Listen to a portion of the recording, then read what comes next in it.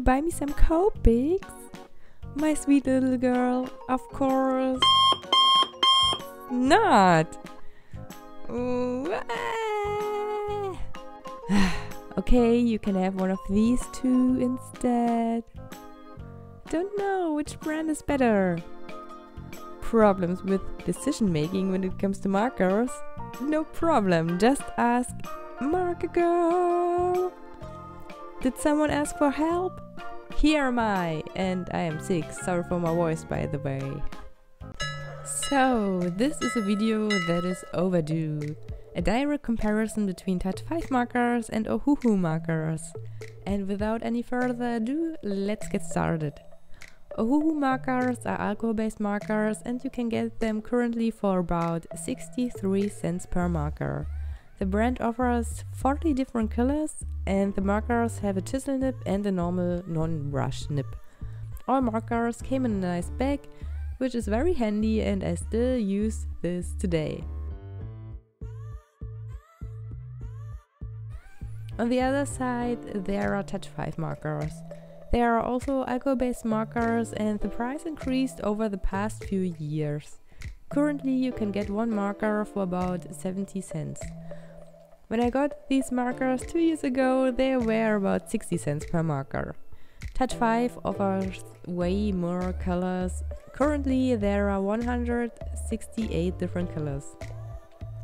They also don't have a brush nib. Basically, the nibs look the same as the ones of the OHUHU markers do.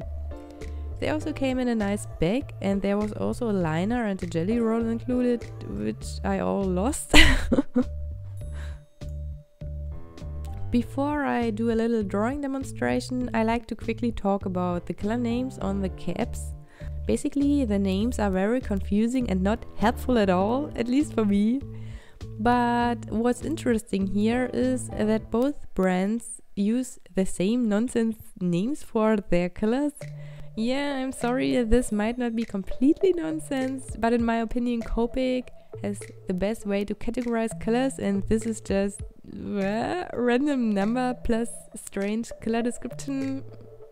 And yeah, the only thing that makes sense to me are the names of the gray tones. But as you can see, even though they share the same number and color name, the colors can actually differ between both brands.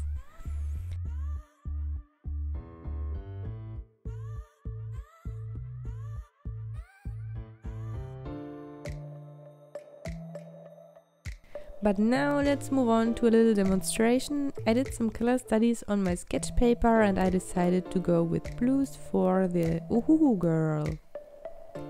If you like to color this line work too, you can head over to my Facebook group.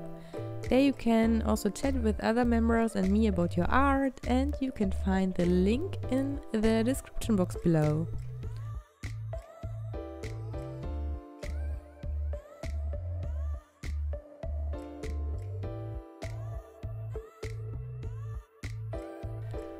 I am starting with markers by OHUHU, and the colors they offer are very vibrant. All colors they offer are very vibrant. So if you're looking for some pastel tones, you might get a bit in trouble here. I also don't have a very light skin tone, so I'm using a blender in these cases to get some lighter tones in my drawing. Generally, I really like the markers by OHUHU. The ink is very good in my opinion, and all markers were completely full when they arrived. You think this should be obvious? Oh no, that's definitely not the case. I'm drawing on marker paper by Winsor & Newton, if you're wondering, and I also didn't have any problems with matching of my liner here. So all in all, coloring this girl was great with the markers. I only had some little problems with the dark blue because the marker is so full of ink that feathering was an issue.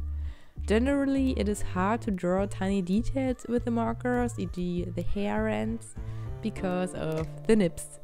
This is definitely easier with brush nibs, but with some patience and practice you can learn to do this to some extent too. Now let's move on to our Touchfive girl. Doing the color study here took me ages. I liked her to have pink hair, but simply all of my Touchfive pinks were almost empty. That was quite shocking because I haven't really used them that much in the past. Plus, I stored them horizontally as suggested to do with markers. The markers are already a bit over 2 years old, that might be a reason, but it was really frustrating to see one empty marker after another.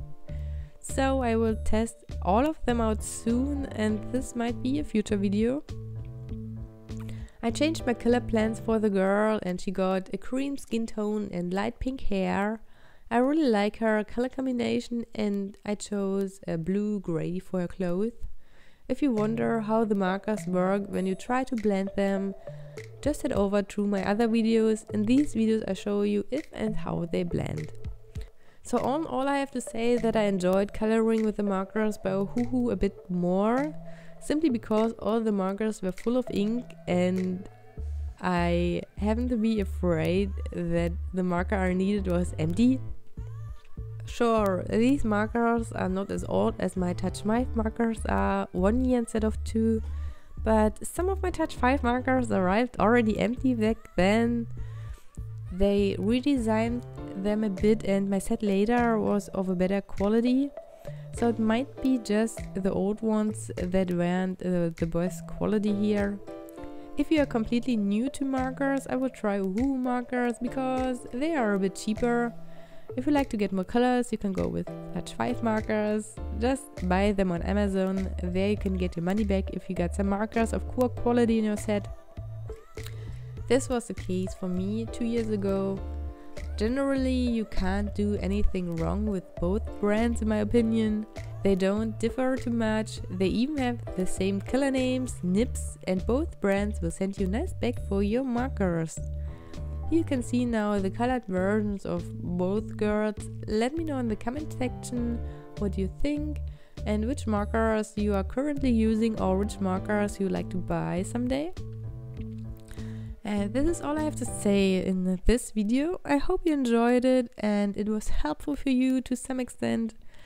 Thank you so much for watching and I see you in the next week. Bye bye!